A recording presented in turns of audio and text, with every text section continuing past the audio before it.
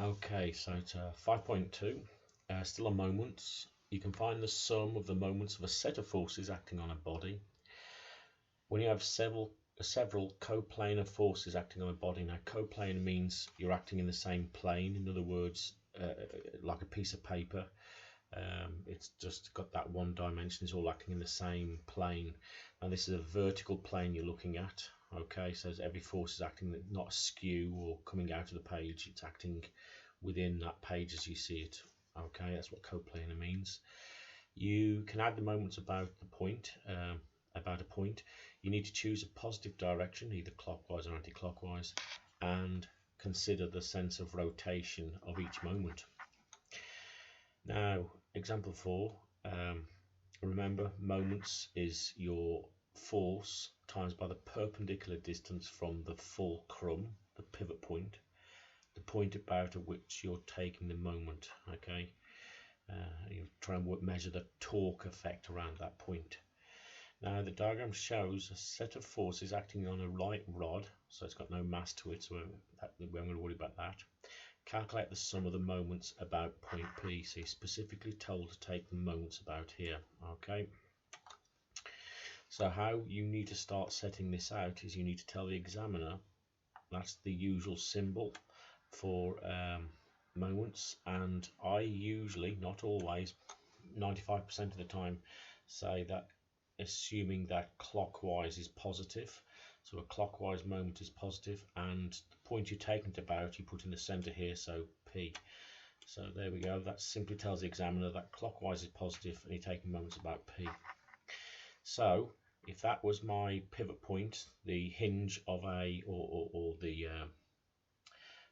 door handle, and that's the actual pivot of the door handle, the only one that's going to want to rotate it around clockwise is this one here. Okay, it's going to want to spin it around. If that's fixed, this light rod is going to want to rotate around clockwise, so that's the only positive one. So I'm going to start with a positive moment, and so that's all you got to do.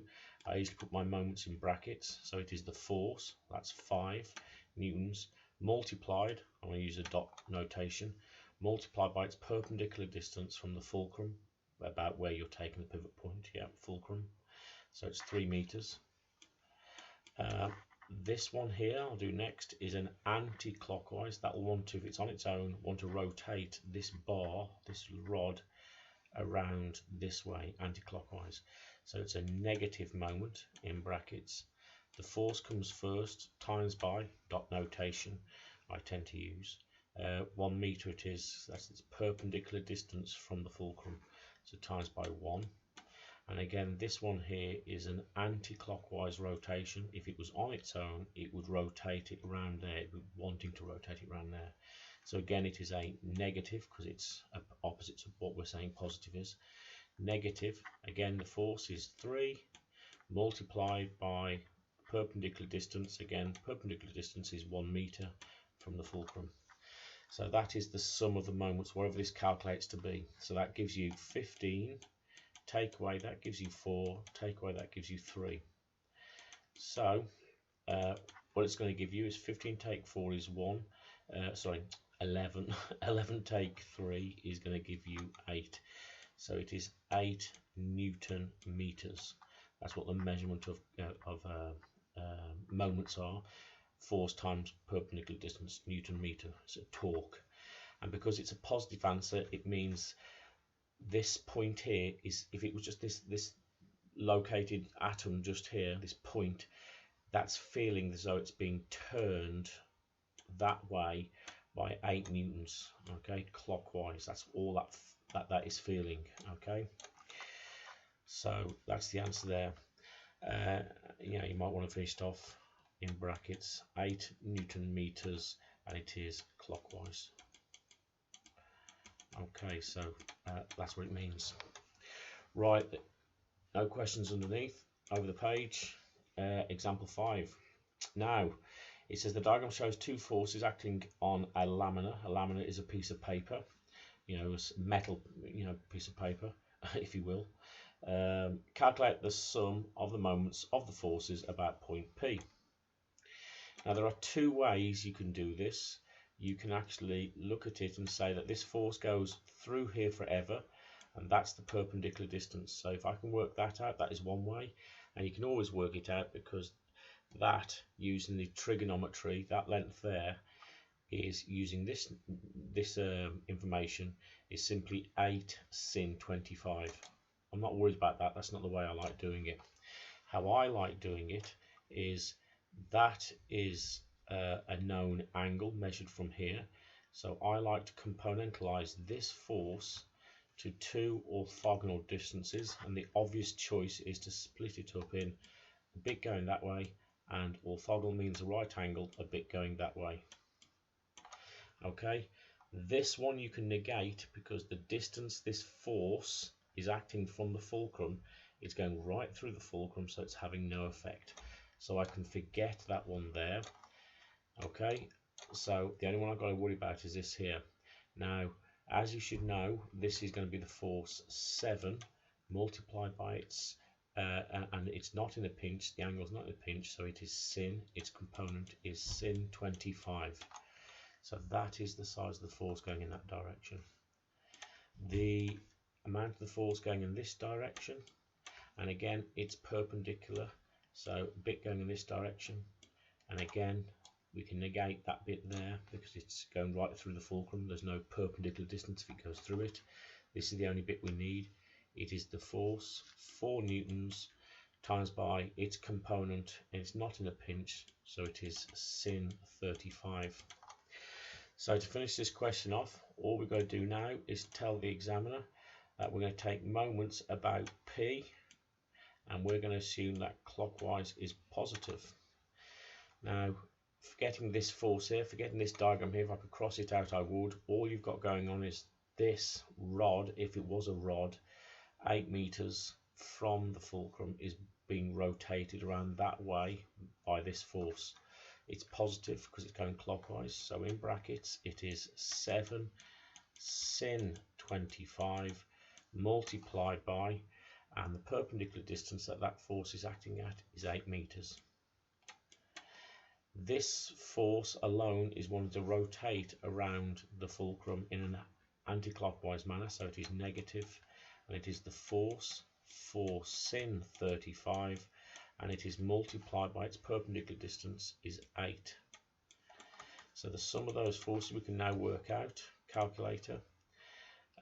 All I've got to do is do 8 times 7 is 56, so 56 sin 25, close brackets, minus 8 times 4 is 32, 32 sin 35, sin 35, close brackets.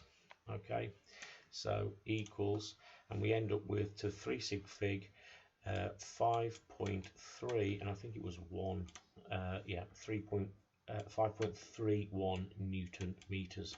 You'll notice again it's positive, so all that point, with none of this drawn here now, all that point is feeling is a torque wanting to pull it around at a rate or a size or magnitude, sorry, of 5.31 Newton meter.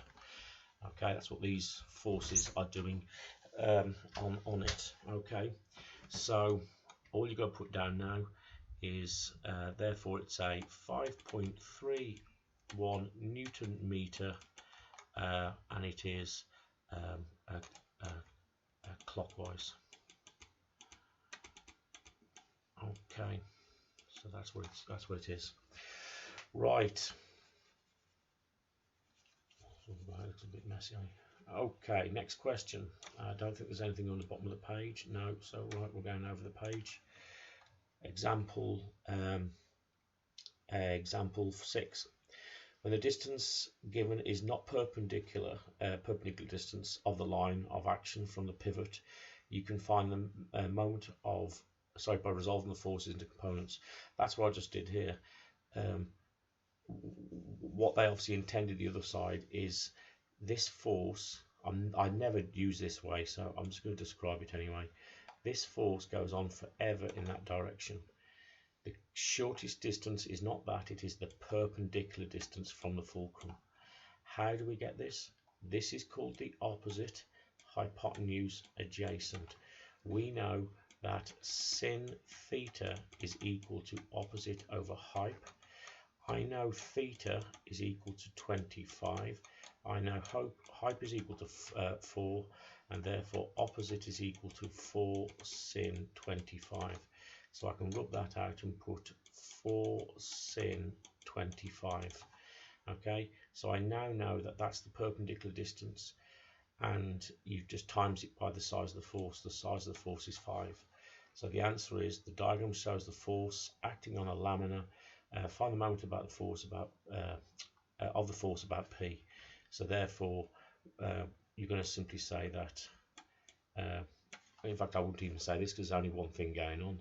I wouldn't even do that there, because you can see that this is going to want to rotate it around this way. So I want to say that anti-clockwise is positive around P, and you can see that that's pushing that way. The size of the force is positive. It is 5 newtons times by its component, so it'll be a dot, times by its component, 4 sin 25. That's just another way of doing it. So the answer would be 20 sin 25, and we would get the answer to that, 20 sin 25, and we get that 8.45. So it is 8.45 Newton meters. Now, because it's positive, we can assume it is positive is anti-clockwise. That's not the way you have to do it, but that's another way of doing it. Now, the way I'm going to do it is the way I always do it, as I've just shown you, and that is to componentalize the force. You know this distance, so I'm going to componentalize it to 2 orthogonal distances. Okay, and it's best, you have to choose one that is perpendicular to this line, the measurement that you've been given, and therefore the other one is this one here. Now this one here I haven't got to worry about. If this is 25, this is 25. This one here I haven't got to worry about because it's acting right the way through the fulcrum. This is the only one I need to worry about. It is the force, 5 newtons, times by its component. It's not in a pinch, so it is sin 25. As I said, I don't need to worry about that bit there, but you can see now why that is 5 sin 25. So the only thing you would do is by saying, taking moments about P, and we're going to assume that positive is anti-clockwise. You can now see the only force you've got is and it's going to want to rotate it anti-clockwise. It is force 5 sin 25, and we are multiplying that by its perpendicular distance is 4, and lo and behold, we get the same answer again, 20 sin 25. Okay, and you've already seen that 20 sin 25 gives you 8.45 Newton meters. 8.45 Newton meters, and that is anti-clockwise. Anti-clockwise. You've seen both methods yourself. It's up to you which one you want to use. I always like the componentalizing one. You might not. Okay. Over the page, let's have a look at the next one. And that's it. Okay, so don't forget how to structure these answers, exactly the same format you've seen me do it. You need to do set it out, tell me what's going on, and finish the question off like such just there. Give your best shot. Let me know through email or through Google Classrooms. If you've got any problems, I'll go over anything you want me to, but please make sure you do it. Okay,